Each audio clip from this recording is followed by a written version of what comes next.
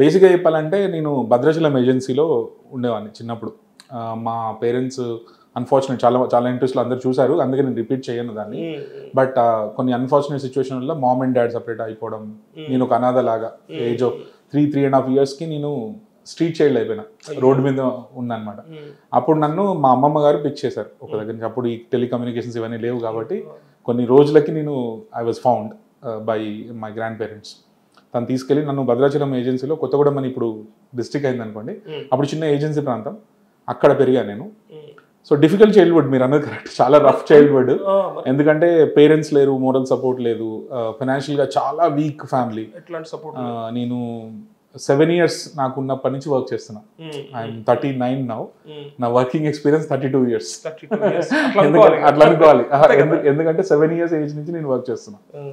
చాలా rough childhood చూసా. అంటే రకరకాల వర్క్ చేసేవాడిని. అంటే సుతార్ పని కానీ, సుతార్ పని అంటే మేషన్ వర్క్, కూలీ పని, టీ షాప్లలో టీ అమ్మడం, పాలు అమ్మడం, ఇంకా ఇంకా రకరకాల పనులు, ఇంకా మీరు నేమ్ ఇట్ ఎనీథింగ్ నేను చేస్తుంటా ఖచ్చితంగా. అన్ని చేస్తున్నా. ఎందుకు అంటే అలాంటి చైల్డ్హుడ్ అది మనకి. ఇంకా సర్వైవల్ ఆఫ్ ద ఫిటెస్ట్ అంటాం కదా. స్కూల్కి వెళ్ళడమే పెద్ద ఛాలెంజ్, స్కూల్కి వెళ్తే చాలు అనుకునే టైప్ చైల్డ్హుడ్ అనమాట. కానీ అప్పుడు మా అమ్మమ్మ గారు, మీరు అడిగిన క్వశ్చన్కి స్ట్రైట్ సమాధానం ఏంటంటే, మా అమ్మమ్మ చాలా, దో తను ఒక ఓల్డ్ ఏజ్లో ఉన్నప్పటికీ, చాలా దయనీయమైన ఆర్థిక పరిస్థితి ఉన్నప్పటికీ కూడా చాలా స్ట్రాంగ్ పర్సనాలిటీ తను. నాకు చాలా చిన్నప్పుడు ఏం చెప్పిందంటే, ఇప్పుడు కష్టపడి తర్వాత సుఖపడతావా, ఇప్పుడు లైట్ తీసుకొని తర్వాత కష్టపడతావా అనేది నీ చేతిలో ఉంటుంది. ఇది ఒక 7 years బాబుకి ఒక 70 years నా అమ్మమ్మ చెప్తున్న మాటలు. సో 63 years గ్యాప్ ఉన్నా నాకు ఆ మెసేజ్ బాగా గట్టిగా వెళ్ళింది.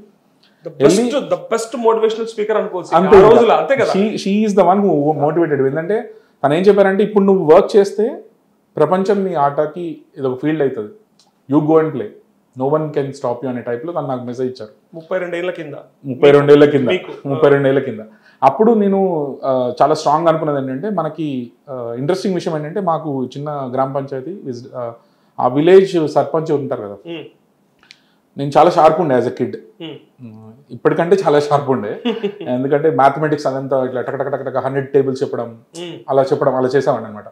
అది చూసి మా సర్పంచ్, మనం ఒక నిమ్నంగా ఉన్నాం, తక్కువ ఫైనాన్షియల్ సిచ్యువేషన్, బట్ మా సర్పంచ్ ఏంటంటే బికాస్ ఆఫ్ విజ్డమ్, నాలెడ్జ్ ఉండడం వల్ల వాళ్ళ బాబు పక్కన కూర్చొని నాకు అన్నం పెట్టడం, అరే గణేష్ వచ్చి మా వాడికి మ్యాథ్స్ చెప్పు, లేకపోతే అది చెప్పు, ఇది చెప్పు అని చెప్పడం.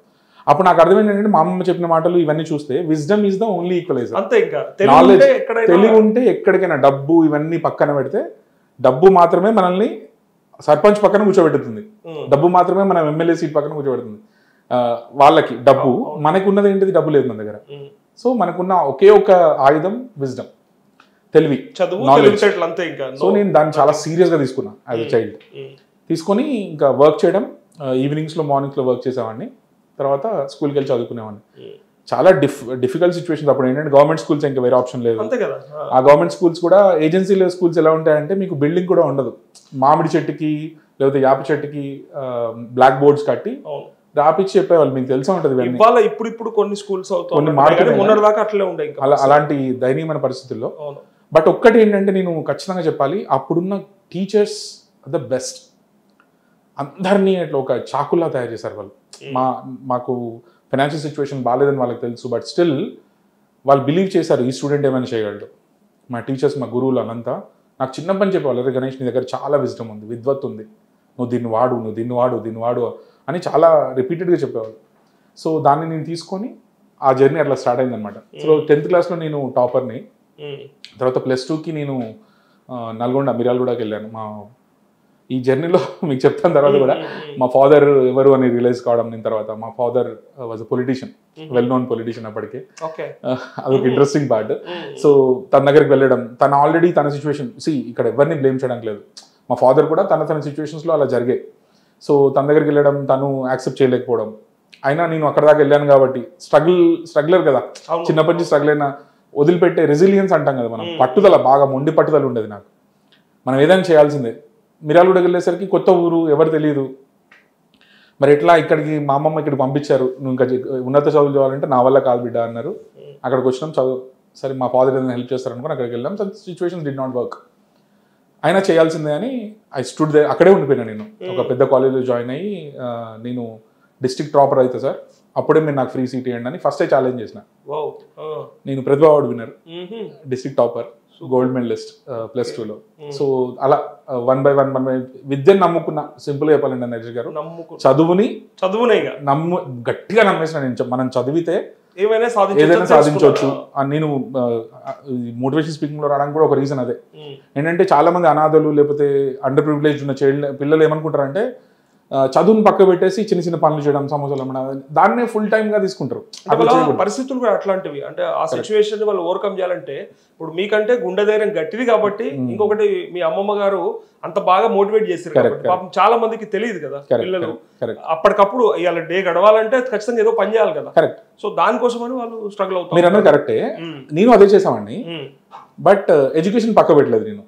పనితో పాటుగా ఎడ్యుకేషన్ తీసుకోవాలనేది నా ఇంటెన్షన్ అక్కడ. ఏంటంటే మనం అండర్ ప్రివిలేజ్ ఉన్నప్పుడు మనల్ని రేపు పొద్దున్న నిలబెట్టగలిగేది ఒక విద్య మాత్రమే. మీరు ఒక ఐఏఎస్ ఆఫీసర్, ఒక ఐపీఎస్ ఆఫీసర్, ఒక మంచి ఆఫీసర్ అయ్యి బయటకు వెళ్తే సొసైటీ మిమ్మల్ని చూసే పద్ధతి వేరే ఉంటుంది. మీరు ఎంత డబ్బు సంపాదించినా విజ్డమ్ కున్న వాల్యూ వేరే. Correct. That is the reality. ఈరోజు మీరైనా నేనైనా ఒక జర్నలిస్ట్ గా మీకు వాల్యూ ఉన్నా, ఇంకొక ఎవరికైనా వాల్యూ ఉన్నా, it's because of wisdom, not because of money. మీరు నా గురించి అన్నారు కాబట్టి నేను ఒక విషయం చెప్తా. నేను చాలా చోట్లకి ఏదైనా మీటింగ్స్కి వెళ్ళినప్పుడు ఫస్ట్ ఇప్పుడు పిల్లలకు సంబంధించి ఏదైనా విషయం చెప్పాలంటే వాళ్ళకి ఏం చెప్తుంటా అంటే, నేను డిగ్రీ చదువుకున్న తర్వాత నా దగ్గర ఉన్న కోట్ల రూపాయలతోనో లేకపోతే మా తాత ఇచ్చిన ఆస్తితోనో భూములతోనో నాకు ఎమ్మెల్యే ముందో మంత్రి ముందో కూర్చొని అడిగే హక్కు లేదు, అర్హత లేదు, అవకాశం లేదు. ఎంతో మంది డబ్బులు ఉన్న వాళ్ళు ఉన్నారు కానీ వాళ్ళని అడిగే పరిస్థితి ఉండదు. కానీ నన్ను నా చదువు మాత్రమే వాళ్ళకి సమానంగా కూర్చోబెట్టి ఒక మంత్రి గారిని ఏమయ్యా మంత్రి ఎందుకు చేయలేకపోతున్నావు ఇదని అడిగే శక్తి వచ్చింది నాకు. సో నాకు చదువు వల్లనే వచ్చింది. అందుకే నేను చదువుకుంటేనే ఈ స్థాయిలో ఉన్నా.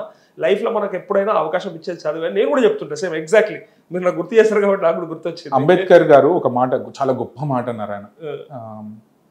అందరికి తెలుసు కదా అంబేద్కర్ అంటే. అంబేద్కర్ గారు బుక్ చేతిలో పట్టుకొని ఆయన పిక్చర్ చూడండి మీరు ఇట్లా. సో మై ప్రిడిక్షన్ అంటే నా ఇంటర్ప్రిటేషన్ ఆఫ్ దట్ ఇమేజ్ ఏంటంటే, ఎప్పుడైనా విజ్డమ్ ఈజ్ యువర్ వే అని చెప్తున్నారు ఏమనిపిస్తుంది నాకు. దట్స్ ఇట్, అంతే. ఇంకా చదువే నీకు దారి, ఇదే నీ దారి అని చెప్పినట్టు కనిపిస్తుంది నాకు. చాలా ఇన్స్పైర్ అయినా నేను అంబేద్కర్ గారి నుంచి, శ్రీశ్రీ గారి నుంచి. చిన్నప్పుడు నేను పెరిగిన వాతావరణం ఎలా ఉండదు అంటే నరేష్ గారు, మనకి ఫుడ్ లేదు, అంతేగా దయనీయమైన పరిస్థితి, బీదరికం. కానీ ఇవన్నీ నాకు చాలా పాజిటివ్గా వర్కౌట్ అయినాయి. నేను ఒక టెంపుల్స్కి వెళ్ళేవాడిని ప్రసాదం కోసం. అయ్యో, బతకాలి కదా, అంతే.